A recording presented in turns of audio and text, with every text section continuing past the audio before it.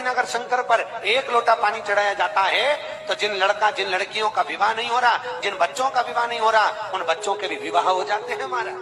पूरी शिव महापुराण की कथा को उठाकर देखिए, स्कंद पुराण को, मत्स्य पुराण को, कूर्म पुराण को उठाकर देखिए। ओम नमः शिवाय। जैसे व्यक्ति का कोई काम नहीं हो रहा, बहुत दिन से लगे, बहुत समय से लगे, ये काम हो ही नहीं रहा, तो शंकर जी का नाम को उल्टा कर कर जपना चालू कर दो। नमः शिवाय ओम। सीधा नाम क्या है? ओम नमः शिवाय। शिवाय नमः ओम। शिव का एक अंश माता अंजना के तप साधना से शिव की प्रागट्यता और शंकर भगवान की प्रागट्यता से शंकर का स्वरूप प्रकट हुआ। इसीलिए तो कहते हैं शंकर सुमन केसरी।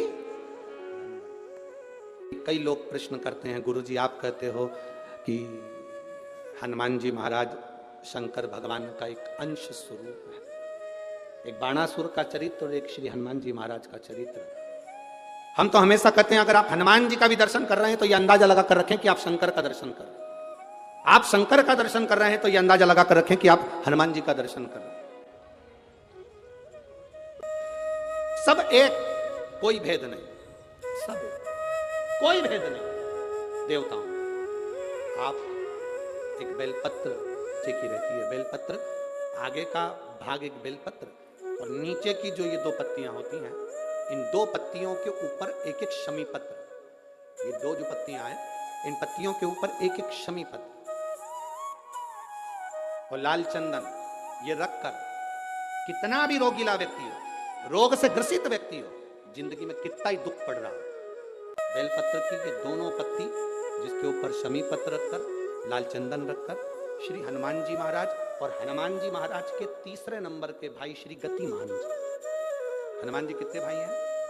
6। उसमें हनुमान, रतिमान, प्रतिमान, मतिमान, गतिमान, तो जो नीचे के क्रम में आते हैं श्री गतिमान जी, उन गतिमान जी और हनुमान जी का नाम लेकर जो शिवलिंग के ऊपर समर्पित कर देता है, रोग का निवारण होता है। एक नियम भारी है, वो नियम का स्मरण करना कि नियम कैसा चाहिए। आप कर्जे में हो गए, परेशान हो गए, टेंशन में आ गए, जिंदगी बेकार सी लग रही है, निवेदन है मेहनत करना। जो काम को कर रहे हो, जो दुकान लगा रहे हो, जो कार्य कर रहे हो, ठेला चला रहे हो, ऑटो चला रहे हो, चलाते रहो, पर उसके साथ में बाबा पर भरोसा रखो। इसमें एक नियम भारी है। कौन सा नियम?